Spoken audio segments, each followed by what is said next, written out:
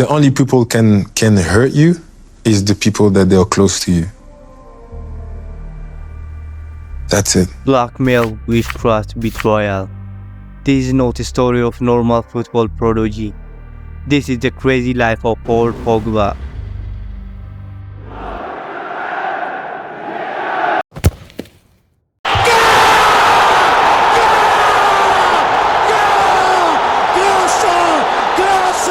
August 19, 2016. A day etched in the annal of football history. A 23-year-old Paul Pogba returned to Manchester United. I'm back.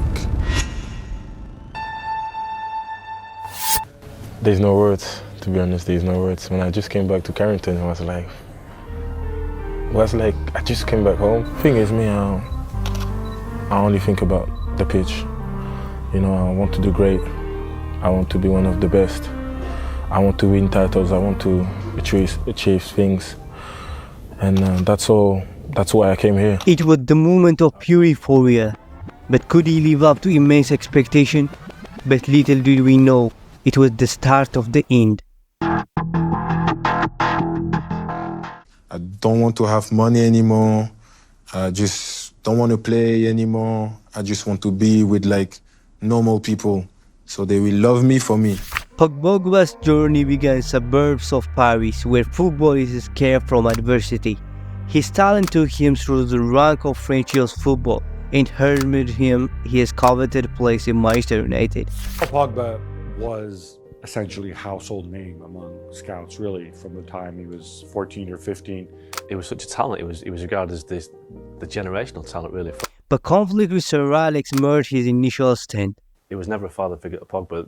The father figure to Pogba was Mino Raiola, and that caused a problem with United because Ferguson just couldn't deal with Raiola, who obviously was his agent at the time. Pogba's early years were marked by promise, controversy, relentless desire to play at the highest level.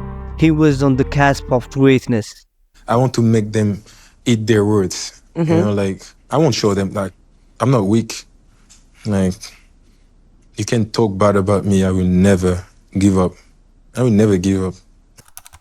A move to Juventus became a turning point to Pogba's career. Surrounded by experienced players, he found the freedom to allocate creative pulse, winning 4 Serie A titles.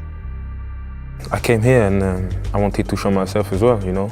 The first training I've learned a lot with Pirlo, with the Marchisio and Vidal. And you know, the football is quite different here at Juventus, so I had to look at them every day in training. I try to take the best of them. And you see the aggressivity of Arturo Vidal and then the passing of Pirlo and the quality technically of Marchisio. You know, I try to mix this and to give me the chance to be to have everything. At Juventus, Pogba blossomed into creative force, a youngster that boundless potential. His stock was soaring.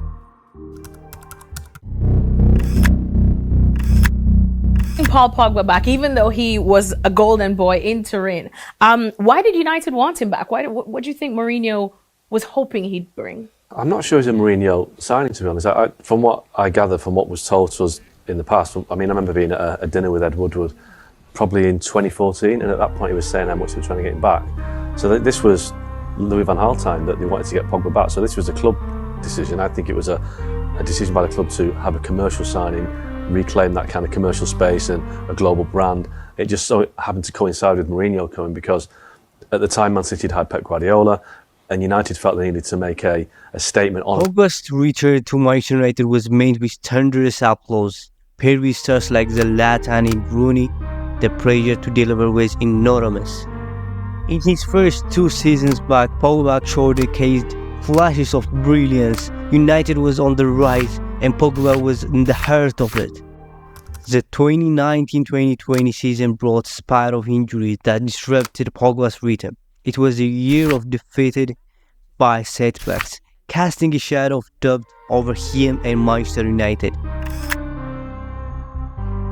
Doesn't know what to do with Pogba. Maybe the best position of Pogba right now for Manchester United is maybe on the bench. He can be a fantastic player, but you have to realize that he can be a problem to have him in your squad? Couple of good games, then goes and disappears for 3 or 4 weeks. One of the most overrated players in world football right now because his reputation so far exceeds what he's actually done on the pitch. The football is very beautiful, but it's cruel. People can forget you the next day. You can do something great. The next day, you're nobody. Injuries took a toll on Paul Pogba, and what was promising return now became a struggle for consistency. No secret to the rift, so to speak, between Pogba and Jose Mourinho at Manchester United. So hit or miss for him to leave. No way. Manchester United would be absolutely crazy to get rid of Pogba. Pogba's last 3 years at Manchester United were marked by persistent questions about his form, attitude, and role within the team. How to get the best out of Pogba was a recurring theme. I don't think it's about us getting the best out of him.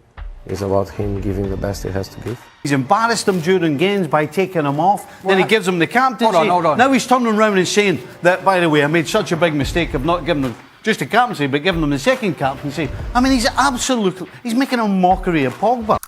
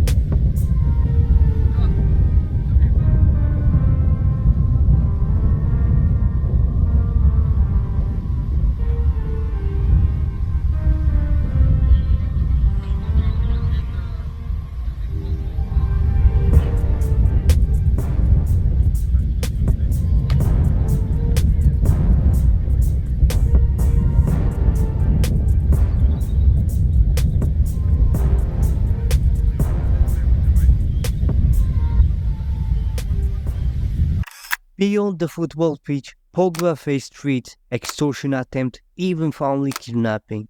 The trapping of fame and fortune took a heavy toll on him. When there is money, you have to be careful. Money changes people. The Pogba brothers, once seen inseparable on social media, now found themselves opposing sides of bitter feud.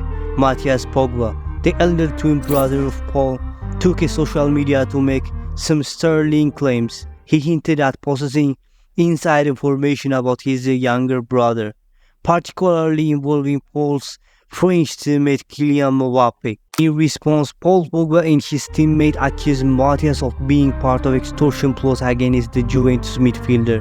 Paul claimed that his brother and childhood friends have attempted to blackmail him for 30 million euros. People will change. When you get money and stuff, the money changes people. And that's the reality. Citing his refusal to provide financial support to individuals who allegedly threatened him. Paul's allegation included harrowing incidents in Paris where he was confronted by two heavily armed hooded men, demanding payment for protection services. The football star cut off financial aid to them after one of his men allegedly stole 200,000 euros using his credit card. Things escalated when the extortionists reportedly showed up at Turin at Juventus training ground to intimidate Paul Pogba. The situation took an even bigger turn when Matthias suggested that his brother had resorted to witchcraft, accusing of him casting a spell on Kylian Mbappe. Among the fierce exchange of words between the brothers, one might wonder where their mother stand. It seems she supports Paul Pogba, as she claimed in his statement. Matthias, however, alleged a series of hated allegations, labeling his brother as a coward, traitor, hypocrite, accusing him of almost causing his death. Matthias continued to insist that Paul Pogba is involved in witchcraft and refers to him as a hypocrite traitor. A feud between the Pogba brothers appeared to have deep-seated roots, and it's clear that this matter is far from resolved. The most recent blow to Pogba's career is a positive doping test. If Pogba is ultimately convicted of the offence, he can face a ban from football of 2 years that could even double to 4 if the substance is specifically listed. And the anti-doping organisation find it was taken intentionally. Juventus are ready to suspend Pogba's wages if the counter-analysis is positive.